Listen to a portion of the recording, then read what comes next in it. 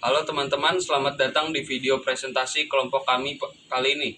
Pada video ini kita akan membahas topik yang sangat penting dalam dunia logistik, yaitu supply chain management, warehouse management system, serta distribusi dan transportasi.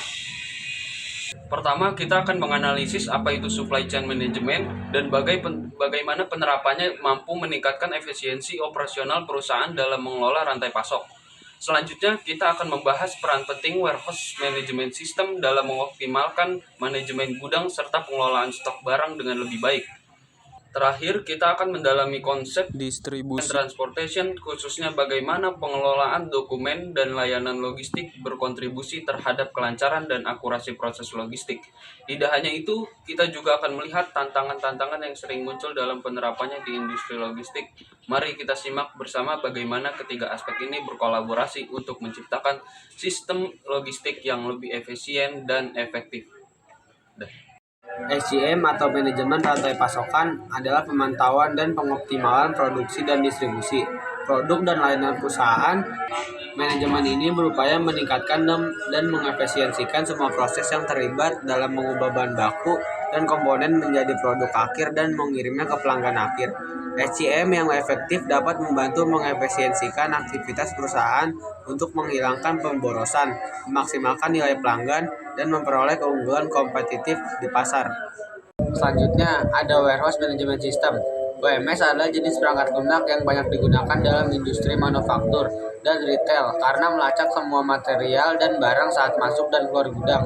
Secara sederhana, WMS membantu mengoptimalkan semua proses pergudangan. Ini sangat penting bukan hanya karena melacak semua material di gudang, tapi juga dapat menciptakan sistem untuk menyederhanakan cara pekerja memilih produk dan mengemas pesanan.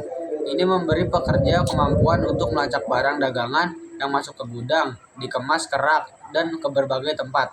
Dan saat barang meninggalkan gudang untuk pemenuhan pesanan. Apa itu distribusi and transportation? Distribusi adalah kegiatan menyalurkan barang atau jasa dari produsen ke konsumen. Distribusi merupakan bagian dari pemasaran yang bertujuan untuk mempermudah dan memperlancar penyampaian barang dan jasa agar sesuai dengan kebutuhan pengguna.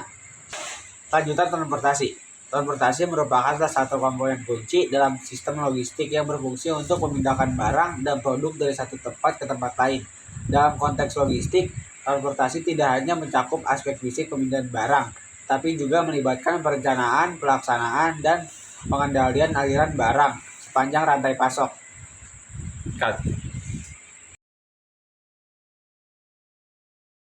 Purchase order atau PO merupakan dokumen penting yang digunakan dalam proses jual. Dokumen ini penting untuk memastikan bahwa kedua belah pihak memahami persyaratan pembelian, sehingga Anda perlu membaca penjelasan berikut ini untuk mengetahui lebih lanjut. Secara sederhana, purchase order merupakan kontrak yang dibuat oleh pembeli saat membeli barang dari penjual. Dokumen ini biasanya memuat informasi tentang nama barang atau jasa, jumlah yang dipesan, harga, dan tanggal pengiriman. Syarat pembayaran. Keberadaan purchase order diperlukan bagi kedua belah pihak, yaitu pihak penjual dan pembeli. Bagi penjual, dokumen PO berfungsi sebagai bukti bahwa mereka telah menerima pesanan dari pembeli. Adapun bagi pembeli, purchase order berfungsi sebagai bukti bahwa mereka telah memesan barang atau jasa dari penjual sekaligus membantu untuk memastikan bahwa barang atau jasa. Format penulisan purchase order. Saat membuat dokumen purchase order, ada sejumlah informasi penting yang harus disertakan dalam formulir. Berikut ini format penulisan purchase order yang bisa digunakan untuk mengontrol dan melacak transaksi pembelian. Nama pemesan. Dokumen pesanan pembelian tentunya harus memuat nama pemesan atau pembeli. Hal ini dilakukan agar pesanan bisa sampai ke tangan pembeli dengan benar. Nomor pesanan. Setiap pesanan pembelian biasanya menyertakan nomor tertentu yang digunakan oleh kedua belah pihak untuk memeriksa ulang informasi pengiriman dan faktur. Nomor purchase order adalah beberapa digit nomor unik yang biasanya memuat tanggal, nomor urut, dan kode perusahaan. Detail pesanan. Anda perlu mencantumkan detail pesanan yang biasanya memuat alamat tujuan, pengiriman produk, informasi tentang metode pengiriman, dan tanggal pengiriman yang diperkirakan penjual. Jumlah pesanan. Dalam dokumen purchase order harus dituliskan dengan jelas berapa jumlah pesanan. Ini mengacu pada jumlah barang yang dipesan, serta nomor katalog yang relevan. Release order adalah surat perintah pelepasan aset kontainer kepada pemilik atau pembeli. Bentuk RO seperti permohonan izin penjemputan kontainer oleh atau atas nama satu pihak tertentu. RO oleh pihak kedua atau pihak pertama yang akan mengirimkan barang. Dalam RO berisi barcode RO nantinya akan di-scan saat sedang di depo untuk pemilihan kontainer. RO number adalah nomor resi RO. Depo adalah tempat kontainer kosong bertempat. Service adalah asal dan tujuan kontainer. Vessel atau voyage, kapal yang akan mengantarkan dari tempat tujuan dan asal tujuan. Jumlah kontainer dan tipe kontainer adalah jumlah kontainer dan tipe kontainer yang akan dipesan. Bill of lading dalam bahasa Indonesia adalah konsumen dalam penggunaan bahasa. Bill of lading adalah istilah yang sering digunakan dalam proses shipping. Lebih singkatnya, surat perjanjian pengangkutan antara shipper pengirim atau konsigne penerima dengan karier pelayanan. BL sendiri memuat informasi lengkap mengenai nama pengirim, nama kapal, data muatan, pelabuhan muatan, dan pelabuhan bongkar. Rincian freight, cara pembayaran, nama, jumlah BL original, dan tanggal tanda tangan. BL sendiri mempunyai fungsi sebagai satu tanda terima barang atau muatan yang menyatakan bahwa barang telah naik ke atas kapal. 2 dokumen kepemilikan untuk mengambil barang di pelabuhan pembongkaran. 3 kontrak perjanjian barang akan dimuat ke atas kapal hingga sampai tujuan.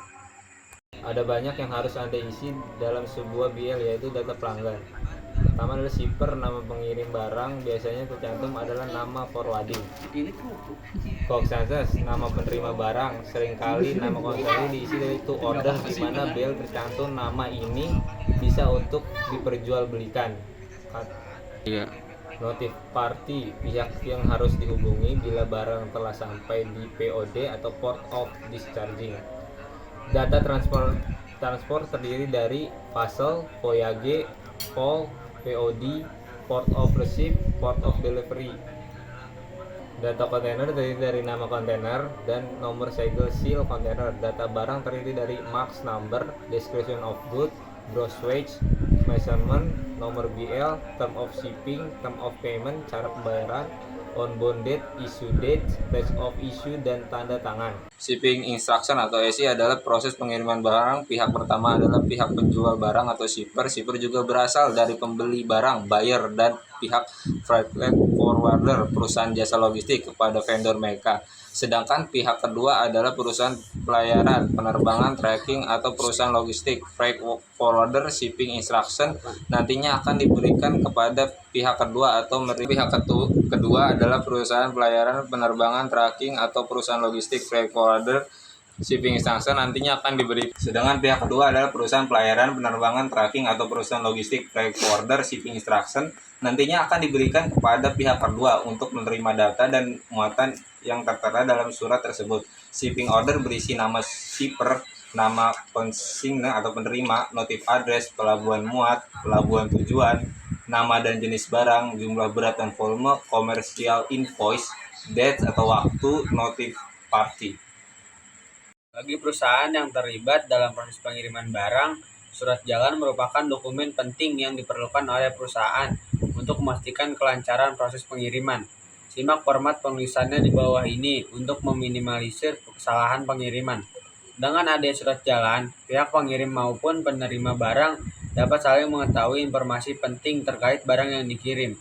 Dokumen ini berisi informasi penting mengenai barang yang dikirim, seperti nama pengirim dan penerima, jenis barang, berat barang, jumlah barang, dan harga kirim barang. Fungsi surat jalan dalam pengiriman barang. Surat jalan memiliki beberapa fungsi penting dalam pengiriman barang, antara lain sebagai berikut.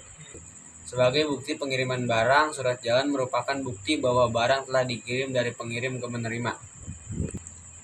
Sebagai dokumen legal, surat jalan merupakan dokumen legal yang dapat digunakan sebagai dasar transaksi jual beli barang. Sebagai dokumen untuk keperluan administrasi, surat jalan dapat digunakan untuk mencatat barang yang masuk dan keluar dari suatu tempat. Format penulisan surat jalan. Penulisan surat jalan memiliki format berbeda-beda tergantung pada jenis dan tujuan pengiriman. Namun, berikut ini komponen penting yang menjadi format dalam penulisan surat jalan pada umumnya.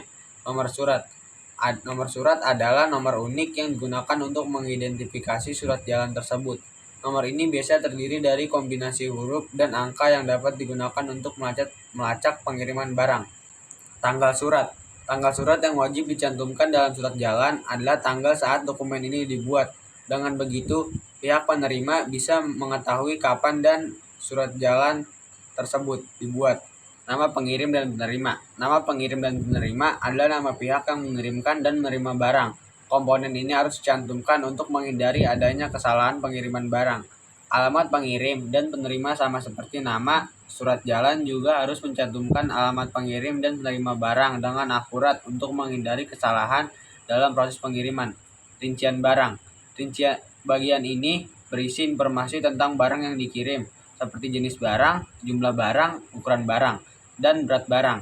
Usahakan untuk mengisi bagian ini dengan rinci untuk memudahkan Anda dan penerima barang dalam mengonfirmasi pesanan. Tanda tangan penerima. Ketika barang diterima, penerima harus membutuhkan tanda tangan yang menjadi tanda bahwa barang tersebut telah diterima. Dengan begitu, transaksi jual beli telah berhasil dilakukan. Desain grafis adalah proses komunikasi visual yang menggunakan elemen visual seperti gambar, tulisan, bentuk, dan garis. Untuk menyampaikan pesan, desain grafis merupakan bidang seni yang membutuhkan kreativitas untuk menciptakan rancangan visual. Desain grafis dapat digunakan untuk berbagai keperluan seperti desain perusahaan, seperti logo dan merek, desain editorial, seperti majalah surat, kabar, dan buku, desain lingkungan seperti periklanan, desain web, dan desain komunikasi atau seperti kemasan produk.